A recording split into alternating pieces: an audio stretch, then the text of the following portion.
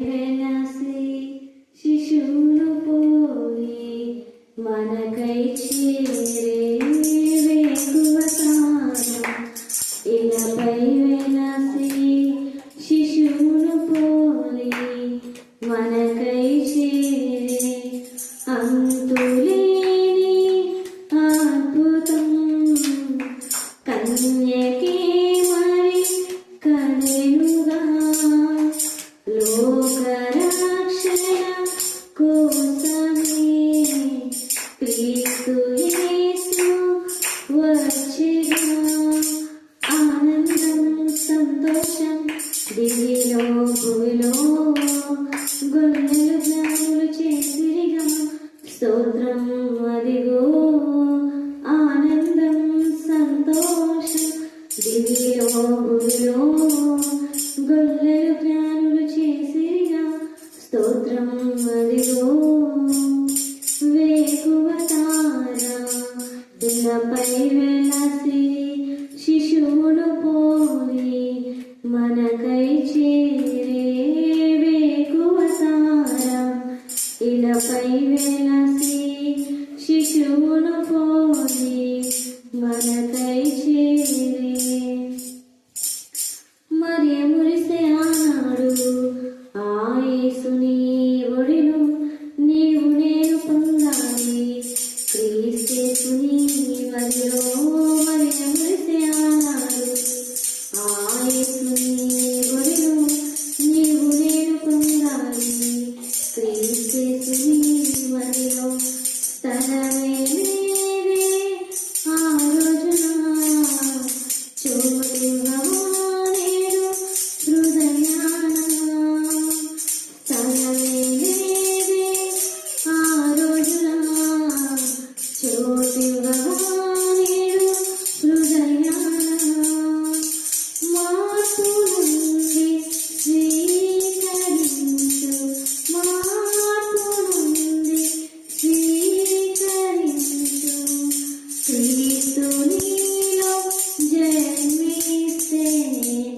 ఆనందం సంతోషం దివిలో భూమిలో గొల్లెలు జ్ఞానులు చేసిరిగా స్తోత్రం అదిగో ఆనందం సంతోషం దివిలో భూమిలో గొల్లెలు జ్ఞానులు చేసిరిగా స్తోత్రం అదిగో వేకువ తార ఇలపై వెలసి శిశువును పోలి మనకై చేరే నింగిలోని ఓ తార మీటింగ్ లో నా ప్రభా ఎవరి బిడ్డలందరూ కూడా పరిశుద్ధతను స్వతంత్రించుకోవడానికి మీ జ్ఞానాన్ని వివేకం దయచేయండి దేవా. మీకు కోపం రేపే పనులు చేయకుండా మీ ద్వారా నిర్దోషులుగా ఎంచబడాలన్నా మీకు విశ్వాసాన్ని దయచేయండి. అయితే మేము దుష్ట పనులు చేస్తే మమ్మల్ని నిర్దోషులుగా ఎంచరు అని మీరు తేలిగా సెలవిస్తున్నారు. ఇలాంటి కాల సమయంలో మా ప్రభను ఆపండి. మీకు ఇష్టమైన పనులు చేసి మీ ద్వారా మెప్పు పొంది మీ ద్వారా ఆశీర్వాదం పొందినటువంటి దేవా వ్యక్తుల జీవితాలు మేము తెలుసుకొని మా జీవితాన్ని కూడా అలాగా మలుచుకొని నా ప్రభను ఆపండి. మా యొక్క ఆహారము మా పానీయం దీవించబడాలన్నా మీ కృపను దయచేయండి. దేవా పరదేశంలో బాధించకూడదు మీరు సెలవించారు. మా ప్రాంతంలో వేరే వారి నుంచి వచ్చినప్పుడు నా ప్రభ వారిని ఎంతో ప్రేమించడానికి జ్ఞానం కలుగచ్చమని ప్రార్థిస్తున్నా. పరదేశిని బాధించే వారిని ఎప్పుడు మీరు క్షమించలేసియా దేవా. నా ప్రభ ఈ యొక్క రాత్రి కాలంలో ప్రతి బిడ్డకు మీ జ్ఞానాన్ని మీ వివేకాన్ని మీరు దయచమని ప్రార్థిస్తున్నా. మాకు చేతనంత సహాయం పరదేశులకు చేసే జ్ఞానము కలుగచ్చమని ప్రార్థిస్తున్నా. దరిద్రులను బాధించకు తల్లిదండ్రులు లేని వారికి నా ప్రభ నా తండ్రి విధవరాల పక్షంగా మీరు వ్యాఖ్యమైన దేవుడుగా ఉన్నారు. అందుకు ఎంచాడు దేవుడు దుష్టుని నిర్దోషినిగా ఎంచాడు. కాబట్టి ఈ రాత్రి కాల సమయంలో వాక్యం వినే మనము దోషులుగా ఉన్నామా నిర్దోషులుగా ఉన్నామని మనమే వాక్యం ద్వారా ఆత్మపరిశీలన చేసుకోవాలి. ఇక్కడ తండ్రి అయిన దేవుడు చెప్తున్నాడు ఏమనంటే నిర్గమకాండం 23వ అధ్యాయం 6 నుంచి కొన్ని వచనాలు మనం చదువుకున్నాం. ఈ అధ్యాయం అంతట్లో ముఖ్యమైన వచనాలు మనం జ్ఞాపకం చేసుకుందాం. ఒకటి ఏంటంటే 1వ వచనంలో లేని వార్త పుట్టింపకూడదు అన్న. ఏం చేయకూడదు? లేని వార్త పుట్టింప. మళ్ళా చెప్పాలా? లేని వార్త పుట్టింపకూడదు. అంటే మనం ఏదైనా చెప్పాలనుకుంటే కరెక్ట్ గా మనం చూసి అది మనకు బాగా తెలిస్తేనే చెప్పాలి. లేని వార్త పుట్టింపకపోతే మనం నిర్దోషులం. అట్లా పుట్టిస్తే దోషులం. అర్థమవుతుంది కదా ఇప్పుడు? తర్వాత అన్యాయపు సాక్ష్యమును పలకకూడదంట. అన్యాయంగా సాక్ష్యాలు చెప్తుంటారు. మనం చెప్పని వాటికి కలిపి చెరిపేడే బోధలు ఉంటాయి కదా. అన్యాయం సాక్ష్యం అంటే అదే. అలా చెప్పితే ఎంత కోపమో దేవునికి అంత కోపం. అందుకని అంటున్నాడు లేని వార్త పుట్టింపకూడదు, అన్యాయపు సాక్ష్యము పలుకుటకై దుష్టునితో నీవు కలియకూడదు అంట. అందుకే దుష్టులు ఉండేటటువంటి చోట మనం ఉండకూడదు. ఎవరైనా కూడా దుష్టులు పలానా చోట ఉన్నారంటే చాలా జాగ్రత్తగా ఉండాలి. వాళ్ళతో కూర్చోకూడదు, నిలవకూడదు, సహవాసము చేయకూడదు. కానీ వాళ్ళు దుష్టులని మనకు తెలిసినప్పుడు వాళ్ళకు మనం ఏం చేయాలి అంటే దేవుని లేఖన భాగం ఇదిగో ఈ వాక్యం చదివి వినిపించండి. ఇదిగో దేవుడు దుష్టులను నిర్దోషిగా ఎంచాడు. నిర్దోషిగా ఎంచకపోతే దోషి అయిన వాళ్ళకు భయంకరమైన శిక్ష ఉంటుంది. అది అక్కడ ఎవరైతే దోషులో వాళ్ళకు దేవుని కోపానికి గురవుతారు. దేవుని కోపానికి గురైన వాళ్ళకు ఉగ్రత ఉంటుంది. కాబట్టి మనం వాళ్ళకి చెప్పాలి. మనం దోషులమా నిర్దోషులమా అని మీరే పరిశీలన చేసుకోండి అని వాళ్ళతో చెప్పండి. వాళ్ళు దోషులైతే లేని వార్త పుట్టింపారు, దోషులైతే అన్యాయ సాక్ష్యం చెప్పారు. ఆ విధానంలో వాళ్ళు మనం దోషులా నిర్దోషులా అనేది మనం వాళ్ళు అంటారు లేని వార్త పుట్టించి నేను దోషిని కాదు అంటారు కదా. అది అబద్ధం. చేసేవన్నీ వాళ్ళు చేసి నేను నిర్దోషిని అంటారు. కానీ మనం దోషులమా నిర్దోషమని దేవుడు నిర్ధారిస్తాడు. హల్లెలూయా, హల్లెలూయా, హల్లెలూయా. ఒకటి దేవుడు నిర్ధారిస్తాడు, రెండవది మన మనసాక్షి కూడా చెప్తారు. లేని వార్త పుట్టించి మళ్ళీ మేము నిర్దోషులము అంటే మనసాక్షి అప్పుడే గద్దిస్తూ ఉంటారు, నువ్వు చేసిన తప్పు కదా. కాబట్టి దేవుడు చెప్తాడు. ఇన్ ద సేమ్ వే మనసాక్షి దోషారోపణ చేస్తూ ఉంటుంది. కాబట్టి రాత్రి కాల సమయంలో మనసాక్షి కల్మషం తోచకుండా మనము లేని వార్త పుట్టింపకుండా అన్యాయ సాక్ష్యం చెప్పకుండా దుష్టునితో కలియకుండా దుష్టునికి బుద్ధి చెప్పి గద్దించే వారంగా ఉండాలి. ఇది మొదటిది. తర్వాత రెండవది ఏమని చెప్తున్నాడు అంటే దరిద్రుని వ్యాజ్యంలో న్యాయము విడిచి తీర్పు తీర్చకూడదు. అది కూడా అబద్ధ సాక్ష్యమే కదా.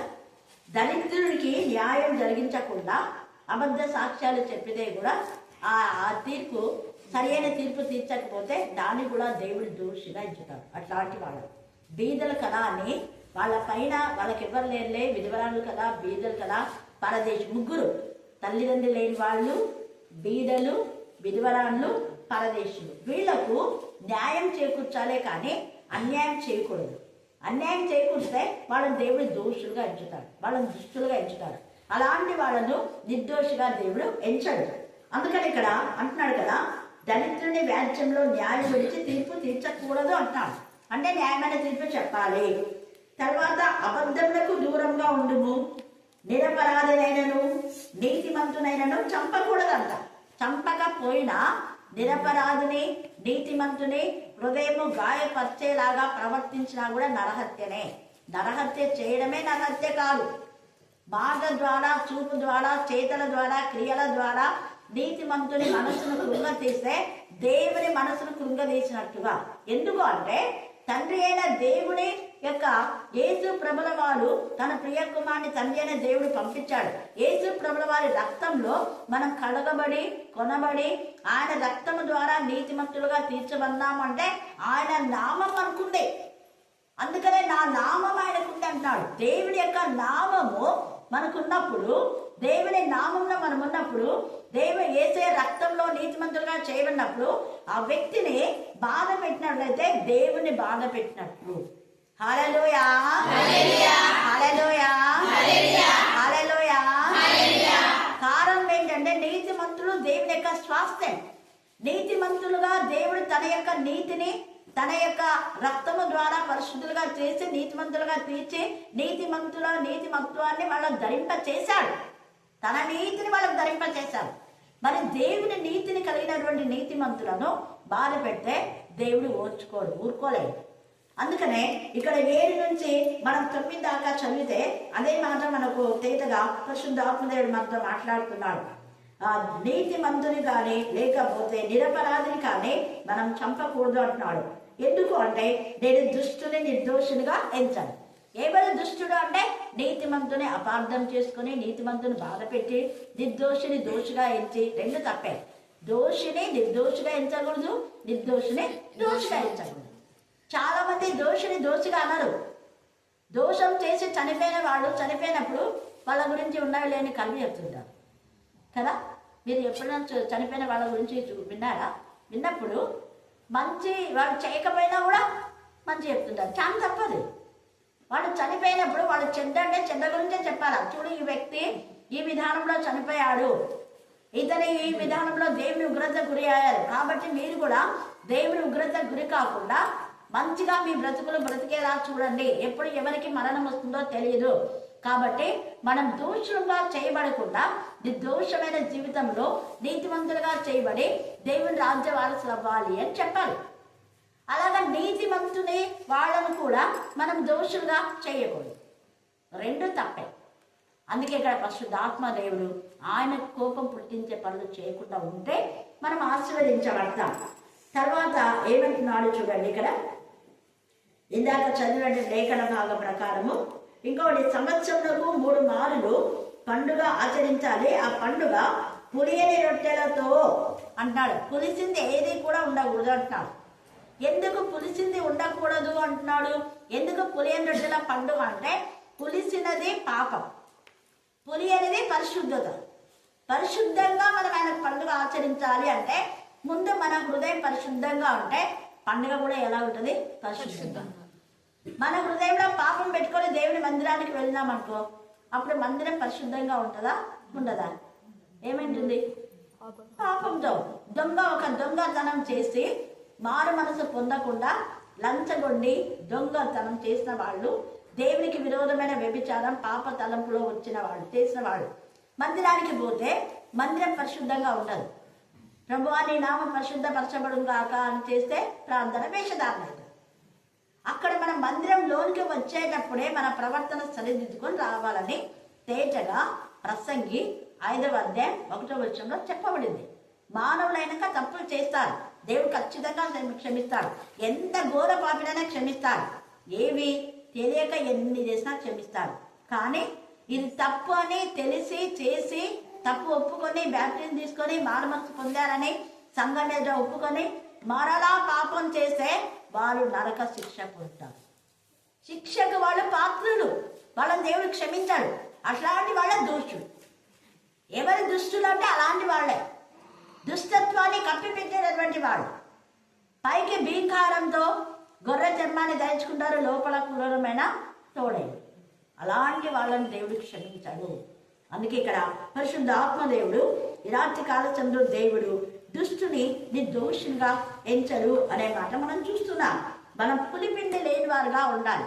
యేసయ్య కూడా శాస్త్రులు పరిసయ్యులు వీరందరినీ చూసి వేషధారులారా అని చెప్పి మీరు శాస్త్రులు పరిసయ్యులాగా పులిపిండి లేని వారుగా ఉండండి, మీరు వాళ్ళలాగా ఉండొద్దు అని చెప్తారు. వాళ్ళు పులిపిండి కలిగిన వారు అంటే వాళ్ళు మందిరంలో ఒకలాగా ఉంటారు, బయట ఒకలాగా ఉంటారు. అలాగా మీరు ఉండొద్దండి. దేవుని మందిరంలో అయినా మందిరం వెలుపటైనా ఎక్కడున్నా దేవుడు చూస్తున్నాడు అనే పరిశుద్ధతను కాపాడుకోవాలి. హల్లెలూయా, హల్లెలూయా, హల్లెలూయా. మనం లేఖన భాగంలో దానియేలు చూసినట్లయితే యూదా యువకులు 1వ అధ్యాయంలో వాళ్ళు యూదా యువకులు, వాళ్ళు పరదేశులు, వాళ్ళు చెరపట్టబడినటువంటి వాళ్ళు, వాళ్ళ తల్లిదండ్రులు వాళ్ళ దగ్గర లేరు. కానీ ఈ యూదా యువకులు దేవునికి భయపడి లోబడినవాడు. అందుకనే వాళ్ళు దుష్టుని దేవుడు దోషిగా మరి ఎంచుతాడని తెలిసి వాళ్ళు నిర్దోషుగా ఉండడానికి, తమ నిర్దోషత్వాన్ని కాపాడుకోవడానికి, తమ పవిత్రను కాపాడుకోవడానికి, తమ శరీరంను పులిపిండి లేని వారిగా పరిశుద్ధంగా ఉండడానికి వాళ్ళ శరీరంను వాళ్ళు దేవునికి మహిమకరంగా అర్పించుకున్నారు. ఎలాగా అంటే వాళ్ళు సాతాను సమాజం ఉన్న చోట ఉన్నారు. ప్రకటన 2వ అధ్యాయంలో వాళ్ళంతా కూడా అపవాది సంబంధులే. ప్రతికూలమైన పరిస్థితులు, అనుకూల పరిస్థితులు ఏమీ లేవు. అక్కడ చెరలో ఉన్నారు, బానిసలుగా ఉన్నారు, తల్లిదండ్రులకు దూరంగా ఉన్నారు, వాళ్ళ తల్లిదండ్రులు వాళ్ళ దగ్గర లేరు. అయితే అన్యుల యొక్క ప్రాంతంలో వాళ్ళు ఉన్నారు. అన్యుల ప్రాంతంలో ఉండి అన్యుల యొక్క సహవాసం వాళ్ళు చేయాల. ఇది నిర్దోషులుగా చేసే పని. అన్యుల యొక్క భోజనంతో కూడా వాళ్ళు అపవిత్రపరచుకోకుండా రాజు గురించే భోజనం మాకొద్దు, మాకు శాకాహారమే కావాలి అన్నారు. చాలా మంది హాస్టల్లో ఉన్నటువంటి పిల్లలకు ఇది దేవుడు మాట్లాడుతున్నాడు. హాస్టల్లో ఉంటే ఎవరు చుండం లేదులే, తల్లిదండ్రులు లేరని ఇష్టానుసారంగా ప్రవర్తిస్తుంటారు, సెల్ ఫోన్లో పాపాలు చేస్తుంటారు.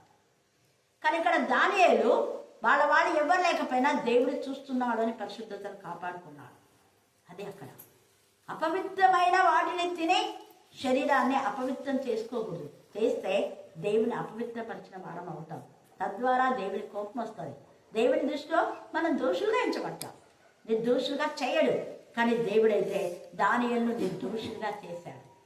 అందుకనే రాజు కూడా ఆ యొక్క పరీక్షలో మీకు అంతా తెలుసు. దానియేలు సింహం బోన్లో వేసినప్పుడు కానివ్వండి, షడ్రక్ మేషక్ అబేద్నెగోలను అగ్నిగుండంలో వేసినప్పుడు కానివ్వండి, వాళ్ళను నిర్దోషులుగా దేవుడు బయటికి తీసుకొచ్చాడు. వాళ్ళు కూడా వీళ్ళు నిర్దోషులు అన్నారు. హల్లెలూయా, హల్లెలూయా, హల్లెలూయా. వీళ్ళు నిర్దోషులు, వీళ్ళ పైన మీరు నేరారోపణ చేశారా? ఇక్కడ ఒక సత్యాన్ని గమనించాలి. వాళ్ళు ఎప్పుడైతే దేవుని మాటలు వాళ్ళు శ్రద్ధగా విన్నారు, వాళ్ళు పరదేశంలో ఉన్నా కూడా దేవుని మహిమపరిచినారు, దేవుని గణపరిచినారు. అన్యుల దగ్గర ఉన్నా కూడా దేవుని నామంలో ఎత్తిపట్టినారు. తమ యొక్క శరీరం అపవిత్రపరచుకోలేదు. ఎందుకంటే తమ శరీరము దేవునికి ఆలయమని వాళ్ళు తలంచినారు. కాబట్టే తమ శరీరము ద్వారా దేవుని మహిమపరచడానికి వాళ్ళు ఇష్టపడినారు. అందుకనే దేవుడు వాళ్ళ నిర్దోషులుగా చేసి ఇంకేం చేశాడు? వీళ్ళ నిర్దోషత్వాన్ని బట్టి వాళ్ళ శత్రువులను దేవుడు సంహరించాడు. ఇక్కడ కూడా అదే మాట్లాడబడింది. మీ శత్రువులను దేవుడు నాశనం చేస్తారా అన్నమాట. చూడండి 22వ వచనం చదవండి. 23 నిర్గమ 22. అయితే నీవు ఆయన మాటలు జాగ్రత్తగా విని, వీళ్ళు దేవుని మాటలు జాగ్రత్తగా విన్నారు. దేవునికి లోబన్నారు, రాజుకు లోబడలేదు. చూడండి, దేవుని మాటలు జాగ్రత్తగా విని నేను చెప్పినది యావత్తు చేసిన ఎడల నేను నీ శత్రువులకు శత్రువును, నీ విరోధులకు విరోధులై యుద్ధును. ఎట్లనగా నా దూత నీకు ముందుగా వెళ్ళుచు, అమోరీయులకి ఇక్కడంతా ఉన్నారనమాట, దేవునికి విరోధమైన వాళ్ళు, వీళ్ళందరినీ సంహరించదా అన్నాడు. అట్లనే షడ్రక్ మేషక్ అబేద్నెగోల పైన ఎవరు అబద్ధం చెప్పారో, అబద్ధ సాక్ష్యం చూసినారా ఎంత భయంకరం. వీళ్ళపైన అబద్ధ సాక్ష్యం చెప్పిన వాళ్ళను సింహం బోన్లో వేస్తూ ఉంటే ఇంకా లోపలికి వాళ్ళను వేసే లోపలే అవి మొత్తం ఎముకలు తీసేస్తాయి.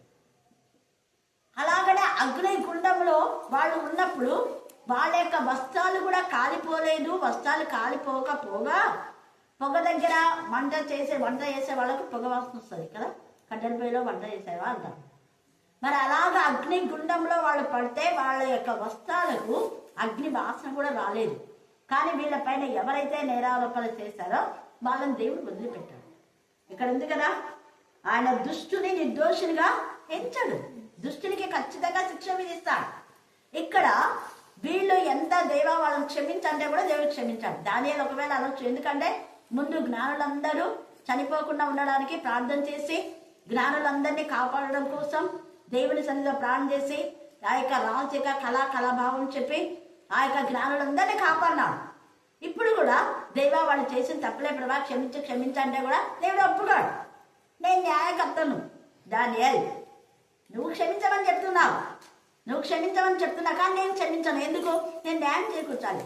నువ్వు దోషుడు కాదు కదా, నిర్దోషైన నిన్ను, నీతిమంతుడైన నిన్ను, నీ మీద దోషారోపణ వాళ్ళు చేశారు. నువ్వు నీతిమంతుడవు, నువ్వు నిర్దోషివి. నిర్దోషి రక్తమును వాళ్ళు చిందించారు. వాళ్ళు నిర్దోషి రక్తం చిందించడానికి ఇష్టమన్నారు. సింహం బోర్డులో వేస్తే మొత్తం అంతా రక్తం తాగి పడేస్తాయి కదా, చిందిస్తారు రక్తం. కాబట్టి నిర్దోషి రక్తం చిందించకూడదు. అలాగే యేసు ప్రభుల వారి గురించి కూడా అన్నారు, నిర్దోషి రక్తంను మీరు చిందించొద్దండి. అంటే ఏం పర్వాలేదే, మాకు మా పిల్లల మీద ఆ రక్తం దోషం పడుగాక అన్నారు. పడింది. మరి వాళ్ళే ఎక్కినారు, ఏం పర్వాలేదు, యేసు ప్రభుని సెలవు వేయండి, యేసు ప్రభును బాధ పెట్టండి, యేసు ప్రభుని చంపండి అన్నారు. సెలవేయండి అన్నారు. అందుకే వాళ్ళ మీద దోషారోపణ వచ్చింది. యేసు ప్రభుల వారు చనిపోయిన తర్వాత యెరూషలేం అంతా కూడా పచ్చబడింది, పాడైపోయింది. తర్వాత దేవుడు జ్ఞాపకం చేసుకుని ఇప్పుడు యెరూషలేం మరలా దేవుడు కట్టాడు. హల్లెలూయా హల్లెలూయా హల్లెలూయా. అప్పుడు వాళ్ళన్న వాళ్ళ మాటకు యెరూషలేము పాడు దిబ్బగా చేయబడింది. అంటే ఒక గోడ మాత్రం ఉంది దేవాలయం, యెరూషలేము దేవాలయం. కాబట్టి దేవుడు దోషులను ఎప్పుడుగా నిర్దోషులుగా ఎంచడు. చూడండి, వీళ్ళ యొక్క శత్రువులను దేవుడు వెంటనే సంహరించాడు. లేఖనంలో తేజగా లేవియా కాండంలో, ఇక్కడ నిర్గమా కాండంలో తండ్రి అనే దేవుడు మనతో మాట్లాడుతున్నాడు. కాబట్టి మనం చాలా జాగ్రత్తగా ఉండాలి.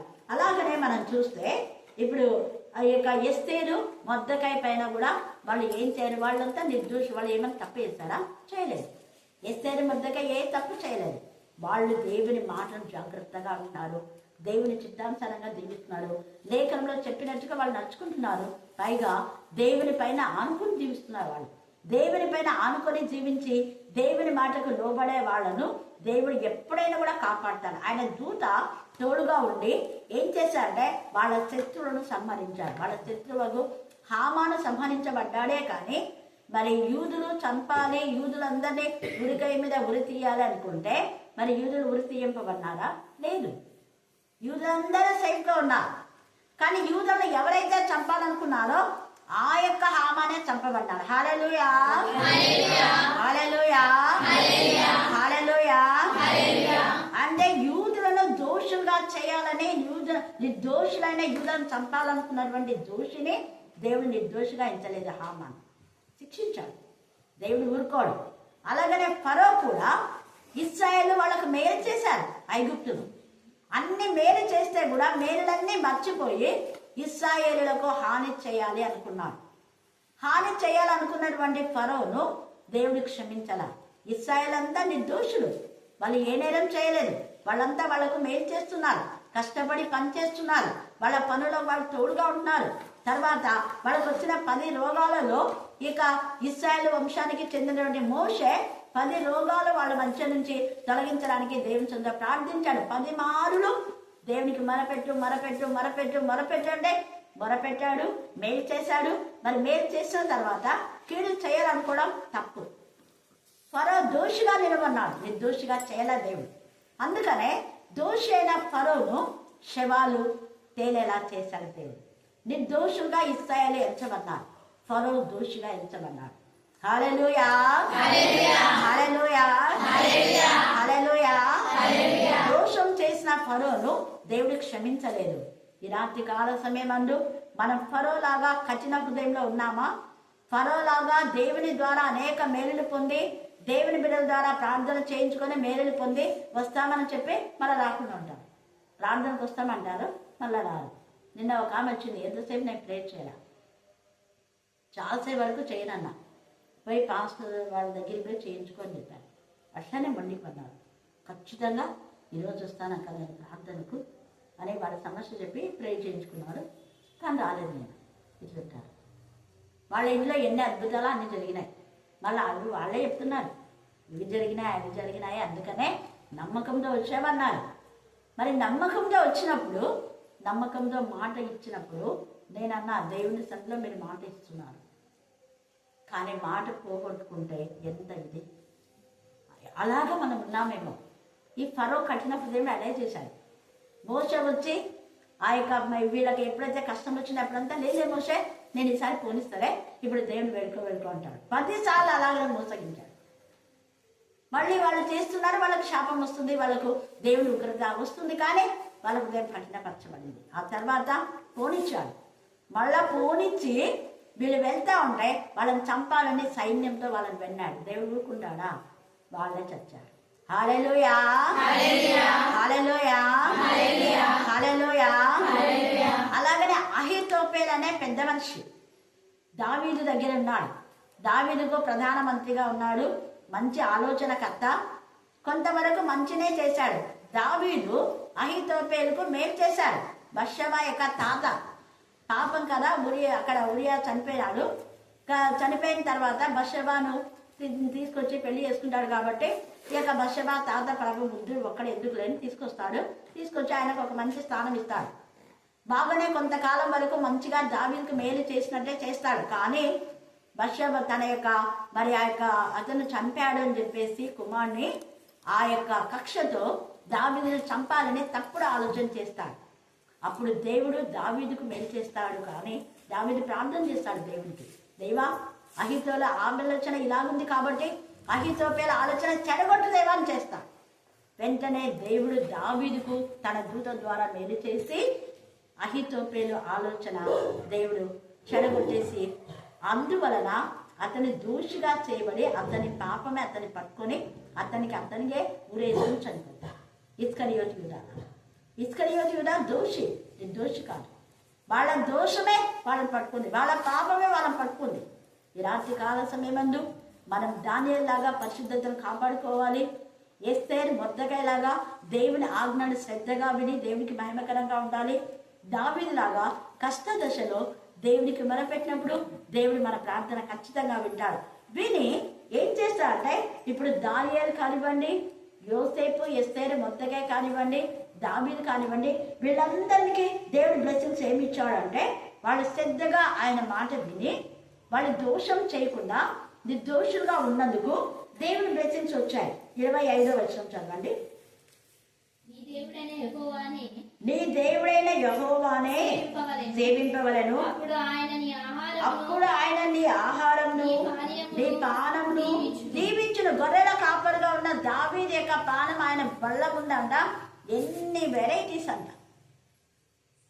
చికెన్ 65 ఉంటుంది, మటన్ 65 ఉంటుంది కదా, ఇంకా ఎన్నెన్నో ఆయనకి ఇష్టమైనవన్నీ, కుందేళ్ళంట, ఇంకేమేమో వాళ్ళకి ఇష్టమైన మాంసాలన్నీ కూడా అక్కడ ఉన్నాయి. కానీ గొర్రెల కాపరిగా ఉన్నప్పుడు ఏదో తినక ఆహారంను దీవించాడు. ఎస్తేరు దాసులాగా ఉన్నాడు, మొర్దెకై కూడా గేట్ కీపర్గా ఉన్నాడు.